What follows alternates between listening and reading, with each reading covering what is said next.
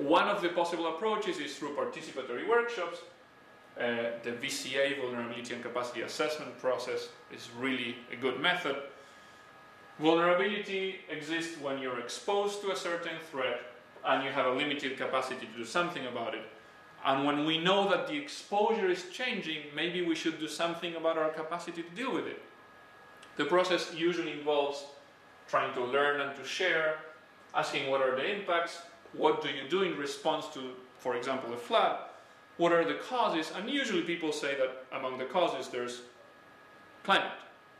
So we inject information about our ability to predict this climate change, and not only climate change but also short-term issues like hurricanes, like flooding, like droughts. And then we invite the community to discuss what can be done differently given this new knowledge. Here are some examples of what has emerged from some communities that have been part of this process.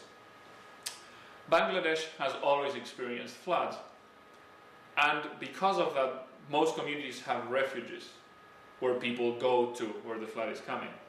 Now, with more and more floods, they've been noticing that quite often there's a danger in getting to the refuge. The shelter may be safe, but getting to the safe may be very unsafe. So what they did was to build ways to get to the refuge, to the shelter. Of course, this girl is still at risk of falling into the water, but that risk is smaller than going swimming through the water.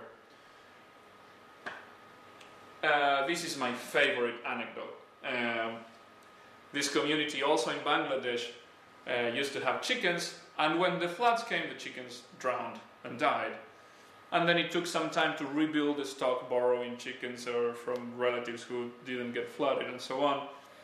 But with flooding happening more and more often, it's just becoming impossible to cope with this problem. So one of the women said, hey, why don't we replace our chickens with ducks? When the water rises, the duck floats and goes up. And when the flood recedes, the ducks are still alive and able to eat and survive, and people can still have eggs and meat and so on.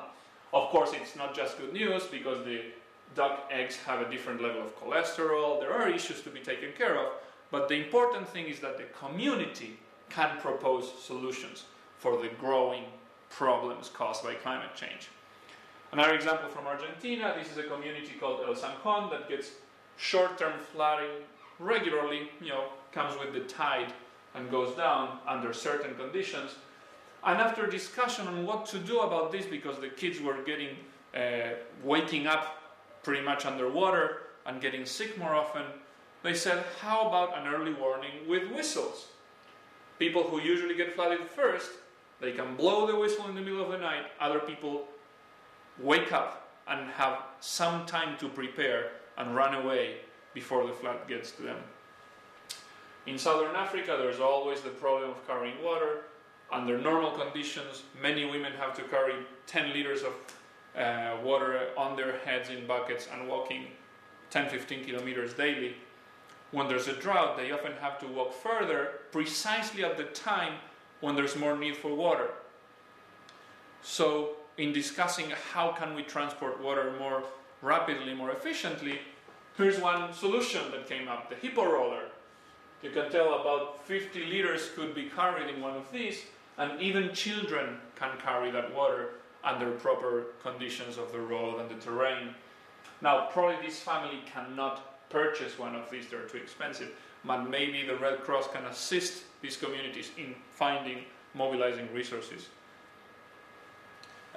In the Sudan, there's always been dry conditions, and crops have never been very diverse.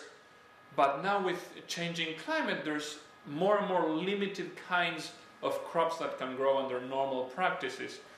What Oxfam did was to help this community learn about some of the crops that they wanted to grow and that can grow under those circumstances with proper treatment. This is a case of eggplant, aubergines. Under such dry conditions, with the right knowledge and the water given at the right time in the right place, beautiful food can grow, and this helps nutrition, keeping it in balance and so on. So communities can certainly learn what to do, and the Red Cross staff and volunteers also can. We're trying to explore how video tools can help this process of adaptation. Just like with climate science, we have a wonderful ability to collect information, to process it, to store it. A DVD costs about $1 to burn, and take that information to communities with a PowerPoint projector plus an inverter that takes energy from the battery and can go to anywhere. This is from Malawi, a rural school, getting information. We can help processes at the community level. We can reach the big decision makers, explaining how the problem is relevant and what needs to be done. And we can link these two levels. We can help with training, we can help with capacity building, we can scale up successful stories. So a lot can be done. You may have many questions now in terms of climate change. What is it in detail for your country? What can people do about it? What does it mean for the Red Cross? What can the Red Cross do? Well, if you think this may be of interest to you, please get in touch with us. www.climatecentre.org. You can learn more about this. You can also contact me. Here's my email address. We very much look forward to working with you. The process, the Memorandum of Understanding for the climate change program that we're offering is fairly straightforward. There's already several countries working on it, and we look forward to reaching out to more, including yours. Thank you so much for your time.